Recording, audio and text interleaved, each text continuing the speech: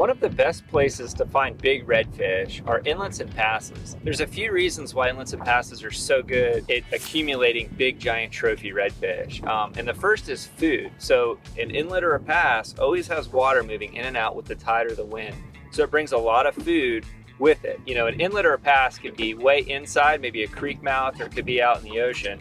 Anywhere you have an island or a cut where the water's flowing out pretty hard, when the water's lowering, it's pulling out all of the life, the small fish, the big fish, the shrimp, the crustaceans, everything's being swept out. And those big redfish sit at the mouth of those cuts or inlets, and they're feeding on the food that's getting brought out. Now, a reverse happens when the tide starts coming in and the water's rising. The redfish will pull into those inlets and they'll kind of scatter out, and they'll follow the water rise. So they'll move in as the water rises. And then they'll find little places to hide behind rocks or eddies. They try to get out of the current, and they'll wait for some of the bait fish to get swept through, and they'll come up and eat them. So when you're fishing for redfish in those passes, an outgoing tide fish way out by the mouth, and they're going to be concentrated. It's usually a little bit rough, especially in inlets. It can get super rough when that outgoing tide is meeting those big waves. So it's a little dicey, but man, that's where a lot of the fish will concentrate. But I also like to fish on the incoming tide back up into these inlets and passes, and it's kind of fun, and it's a little more technical fishing. So you're trying to find the fish that are hiding in these eddies and these pockets and these rocks out of the current, and it's the food that accumulates the redfish in these inlets and passes. And another primary reason that redfish are attracted to passes is the water temperature. The water temperature is very stable year-round, so inlets and passes are great fishing year-round. In the summertime, the water's cooler from the ocean. In the wintertime, it can be warmer if the water is warming in the river faster. So year-round, if I'm going to target big bull redfish, I can always count on finding at least some near an inlet or a pass. When selecting the best bait fish for fishing the inlets and passes, you want to take into account the amount of current that's going in and out of the pass that you're going to be fishing. If there's really strong current, you want to find a bait fish that's very streamlined and aerodynamic. A big mullet, like this size right here, is about 10 inches long, is perfect, live and dead. Also, a pinfish works well because they're very hardy. Big thread fins work well.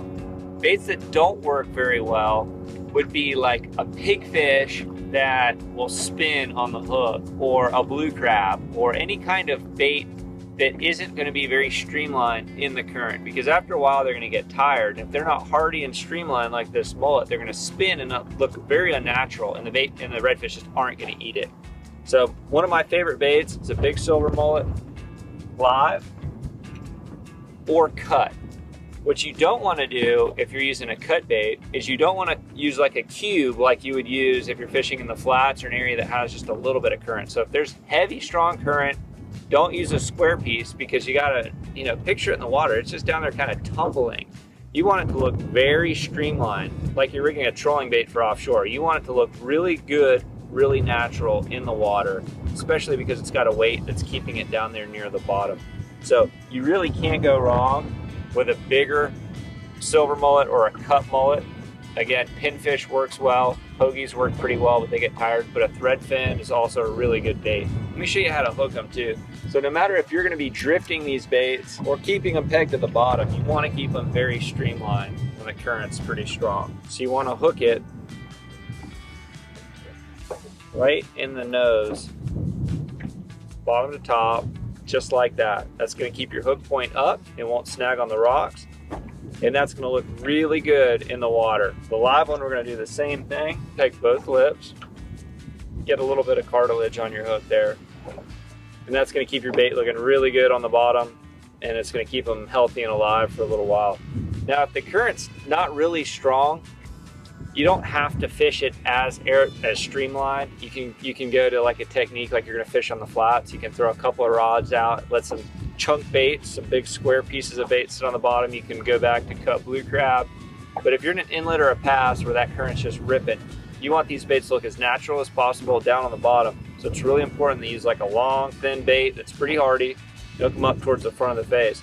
Also, try to keep them pretty big. That's about the size that you want to use of any kind of bait fish if you're targeting the big redfish. If you get something smaller, you're going to start getting a lot of bluefish or maybe catfish, depending on where you're fishing. So if you want to avoid the riffraff, upgrade the size of your bait fish. Once you've found an area with big redfish inside the inlets or passes that you're fishing, you want to use your trolling motor if it has spot lock, or your anchor. You want to fix your boat in a position where in the highest concentration of big redfish. So you can use your fish finder, you can kind of look and see where the other boats are fishing. Once you get on that spot, you want to hold your boat on that spot. And then I like to use 1.5 ounce sinker. I've got my big mullet here, 5/0 circle hook hooked in the lips.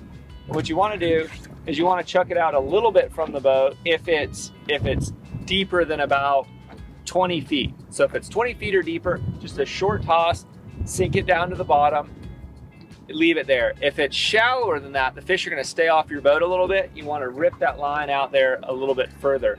You also want to fish a little bit with the current. So if the current's going this way, you want to fish with the current that way. If the current's going back this way, you want to pitch it out with the current. You don't want to cast up current and have your bait tumble back towards you unless you're drift fishing.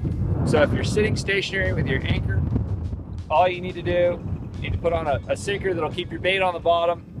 Nice big mullet the redfish love. We're just going to fire it out here. So the current and the wind are kind of battling each other a little bit today. We just fired it out there. It's a little bit shallower here. And on outgoing tide, the fish are coming out into the current, and they're schooling up a little bit in the current. We're just gonna throw it out there.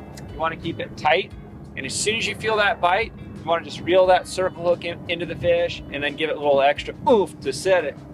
And it's as easy as that. So good luck, guys. This is one of my favorite ways to catch these fish. Just post up near an inlet or a pass, fish in the current for these giant redfish.